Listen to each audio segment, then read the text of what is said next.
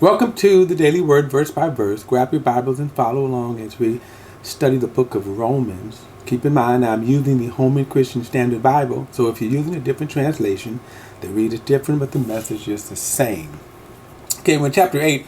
Now, we're going to pick it up. I'm going to pick it up in verse 18. But let me go back to verse 19, but I'm going to go back to verse 18. He said, "For I consider that the sufferings of this present time are not worthy comparing with the glory that is going to be revealed in us."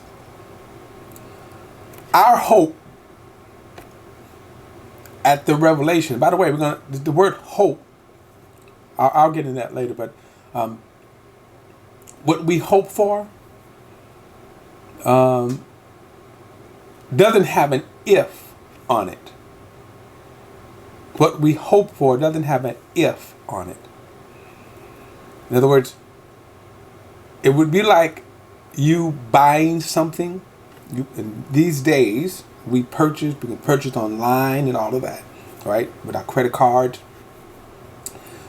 And then let me tell you, it's going to take 3 days to ship your merchandise. Well, there's a hope, right, that whatever that merchandise is, okay, whatever it is you're buying, you live in the hope of it. You don't have it yet because it hasn't showed up. But it's not an if it's going to show up, it's when is it going to show up. But the same thing, we have a hope, and right now is our hope. When we talk about eternal security, this is right here, again, the perspective that a lot of people have. I'm tempted to get into it, but I can't because of time. But the fact that people think they can lose their salvation is because they don't have the proper perspective here. In other words, what Paul is saying, what drives us to live for him is what we already possess in Christ. So when he says, whatever suffering, and remember the word suffer means to allow, and the word sufferings of the believer is always a direct result of your faith, not the hardships of life. Okay? Again, whatever those hardships are, and whoever is the cause of them, because it could be both. It could be my poor choices or someone else's poor choices, right? Driving down the street, drive-by happens, mass shooter happens these days, right?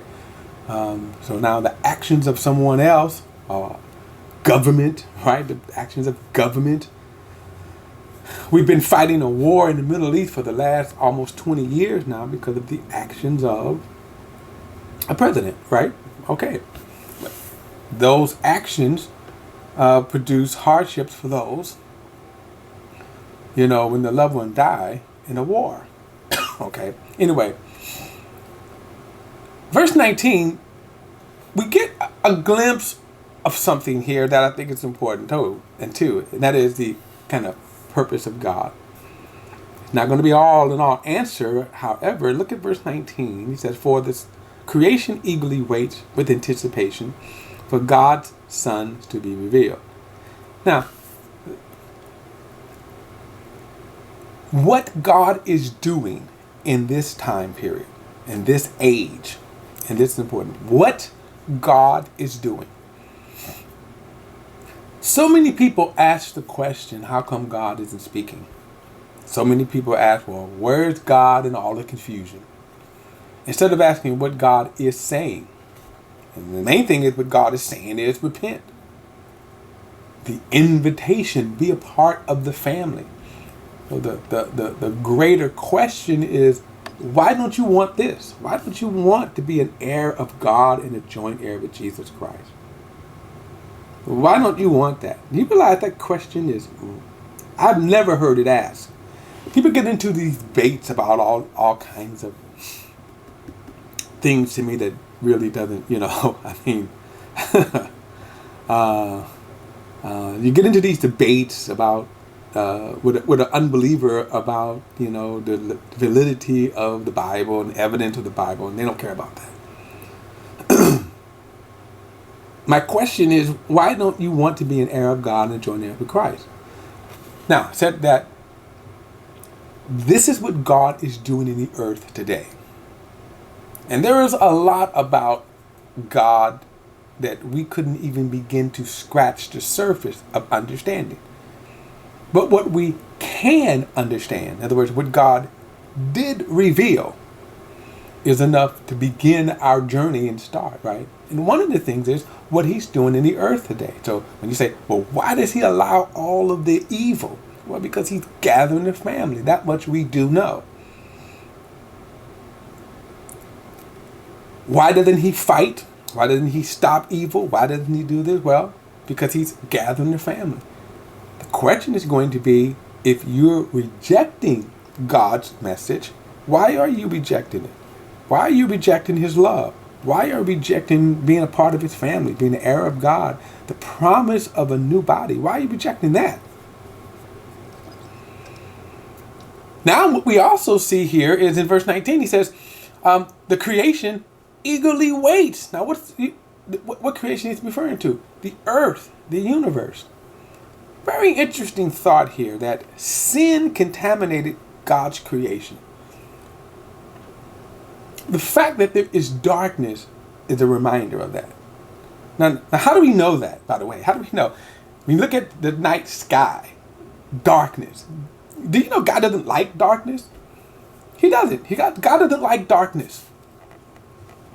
The fact that there's night is a constant reminder that sin contaminated. Now, that contamination, you could probably go all the way back to Lucifer and his rebellion. Okay? Now, the reason why we know that is because in the book of Revelations, there is going to be no darkness. Continual light all the time. The Lamb, God, the Father, and the Lamb will be the light. In other words, so it's not going to be the light of the moon and the stars. God's glory will brighten all of creation. So there's a whole lot of stuff that we don't know about creation and all of that. I mean, again, we just don't know, and there's no reason for us to know yet, because what would we do with it? And there's there's information overload. But what we do know is this. At some point, God said, and notice this, for creation eagerly waits with anticipation for God's sons to be revealed. For creation was subject to fertility, not willingly, but because of him who subjected it, in hope that creation itself will also be set free from the bondage of creation into the glorious freedom of God's children. Now that's deep, isn't it? Here's what we're looking at here. At some point, God said in terms of creation, and whenever the why or whatever the reason is, when contamination came, the sin contamination, he subjected not only what is on this planet, because think about it, when Adam sinned where the earth is concerned, but when Lucifer sinned in terms of the entire creation, God subject creation now to contamination, to fertility, to curse. And basically, he's kind of saying here that they're eagerly waiting as well. Why? Here is the mystery kind of unrevealed. This is what God is doing. That he's gathering his family. He's gathering his family. Creation now has to wait. So they are eagerly waiting for the manifestations of the sons of God.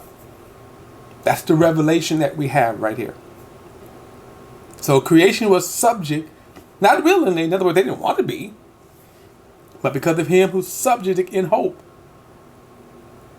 What is the hope?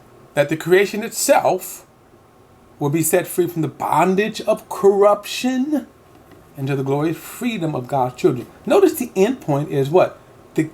God's children. The final installment of our salvation is this body itself is going to be glorified, but creation is also going to have a makeover. We see that in Revelations. when God creates a new heavens and the new earth. He promised that from Isaiah. God creates a new heavens and the new earth. We'll get more into this in the next, what's that, verse number 22. But in the next video, I'll see you then.